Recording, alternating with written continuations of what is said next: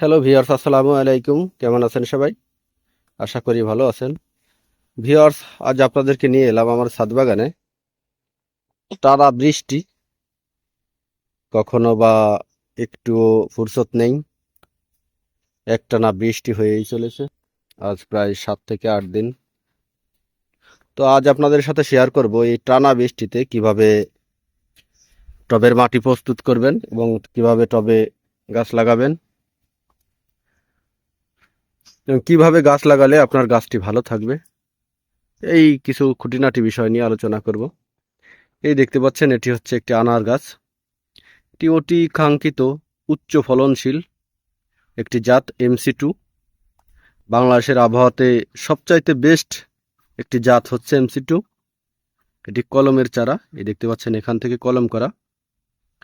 এই গ্রাফটিং টেপটা খুলে আমি এখানে ছত্রাকনাশক দিয়ে দিয়েছিলাম, এখনো বোঝার উপায় নেই যে এখানে কোনো প্রকার গ্রাফটিং করা হয়েছে। খুব সুন্দরভাবে জোড়া লেগে গেছে। তো ভিউয়ার্স, গাছটির বয়স 2 থেকে 2.5 মাস, মানে 2 থেকে 2.5 মাস আমি সংগ্রহ করেছি। তো বেশ বড় হয়ে গিয়েছে এবং খুব ভালো গ্রোথ আছে, দেখতে পাচ্ছেন।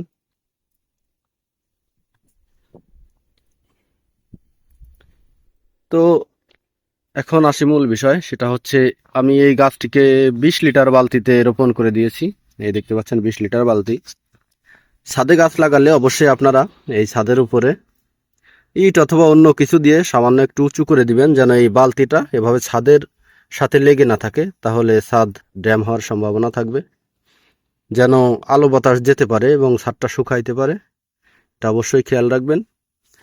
আর টবে গাছ লাগানোর ক্ষেত্রে অবশ্যই একটা জিনিস খেয়াল রাখবেন, যে গাছ তো 2-4 দিনের জন্য নয়, গাছ আসলে লাগায় দীর্ঘ সময়ের জন্য। বিশেষ করে এই জাতের গাছগুলো, যেগুলো লতা জাতের গাছ, সবজি জাতের গাছ, সেগুলোর কথা আলাদা, কিন্তু এই জাতগুলো, এই সব গাছগুলো দীর্ঘ সময়ের জন্য আমরা রোপণ করে থাকি। তো এই দেখতে পাচ্ছেন আমি মিডিয়া তৈরি করেছি, একদম পচা গোবর, কোনো প্রকার কোনো গন্ধ নেই। এটা এক পর্যায়ে মাটি হয়ে গিয়েছে, একদম পচা গোবর এবং মোটা বালি, দেখতে পাচ্ছেন একদম মোটা বালি এবং হালকা কিছু মাটির সমন্বয় করে আমি এই মাটিটা প্রস্তুত করেছি। তো বালি দেওয়ার একটাই কারণ, সেটা হচ্ছে এই প্রচণ্ড বৃষ্টিতে যেন পানি নিষ্কাশন ব্যবস্থাটা ভালো থাকে। এই দেখতে পাচ্ছেন প্রচুর পরিমাণে বালি এবং সমপরিমাণ গোবর, একটু বেশি বালি আছে 30%, গোবর আছে 50%, আর 20% মাটি।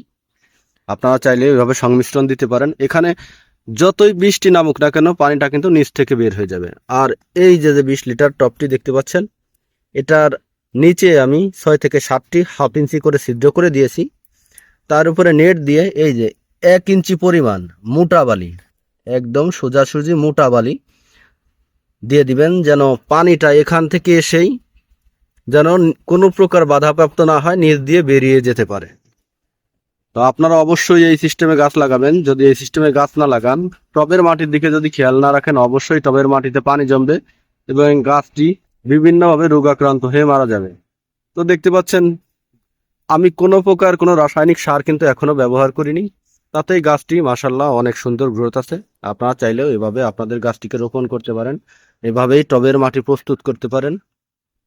তো ভিউয়ার্স, পরবর্তী ভিডিওতে আবার অন্য একটি বিষয় নিয়ে আলোচনা করব। আজ এ পর্যন্তই। ভালো থাকবেন সবাই এবং সাবস্ক্রাইব করবেন। ধন্যবাদ সবাইকে।